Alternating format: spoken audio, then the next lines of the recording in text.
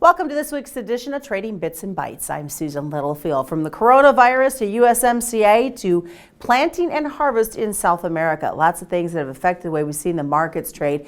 And Darin Fessler is joining us with Lakefront Futures. I think we have to start with the elephant in the room. Coronavirus, though it's not on the same level playing field as influenza, it is definitely getting blown out of proportion. And it's affecting our markets. It really is. From ags to energies to the equities, it's impacting everything, and some of it's overblown. Short term, it's overblown. Unless this thing really starts to progress into something much, much worse, the longer term fundamentals that are starting to turn around, especially in the corn market, and how much we've been beat up in a lot of these grains, it is going to provide some opportunities here if farmers are patient here. I think you look at the headlines, and if you're a fund manager, you're almost having to sell this because you're seeing a lot of pressure in equities and the energies. But all of this pressure and all of this uncertainty in the short term, it will create for longer term opportunities if you're patient. Right now is definitely not a time to panic.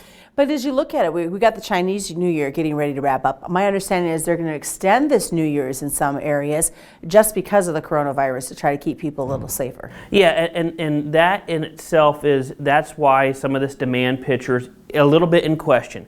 You know, how are we really getting told the truth with this coronavirus? Because, you know, we're not told the truth with the African swine fever, and that was much worse than the Chinese really led on to believe initially.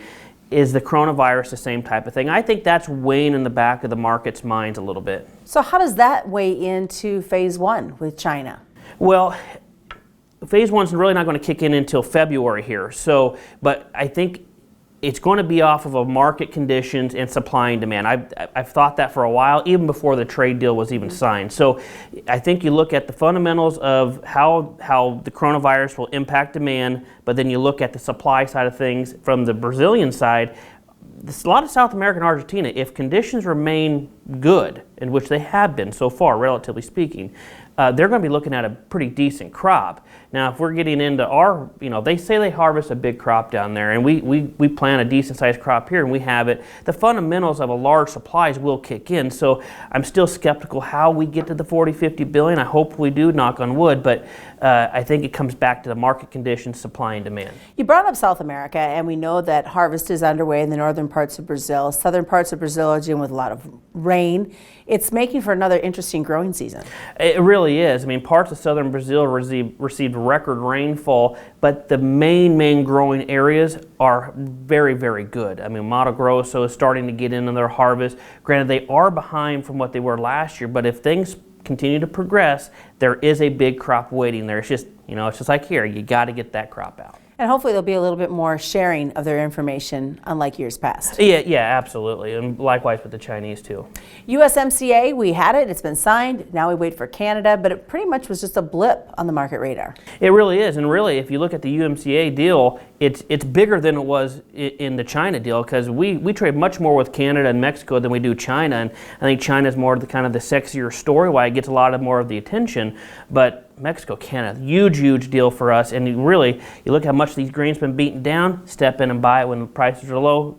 Opportunities are waiting. Finally, we got some really good news for those in the hog industry, and that was Bloomberg reporting earlier this week that there was a virus, or a vaccine that is, for African swine fever that has been 100% effective here in the U.S. Yeah, that's probably one of the most positive things I've seen from the hog market in quite a while, and probably, so to speak, the bean market too. Now, granted, we got to test it a little bit more and see how effective it is with how it progresses with probably human beings of the consumption part of things. But yeah, that's very, very encouraging, and hogs have been tremendously beat up here as well. We'd like to see some positives heading into the weekend. Absolutely. Thanks so much. Darin Fessler has been joining us today. It's this week's edition of Trading Bits and Bytes. I'm Susan Littlefield.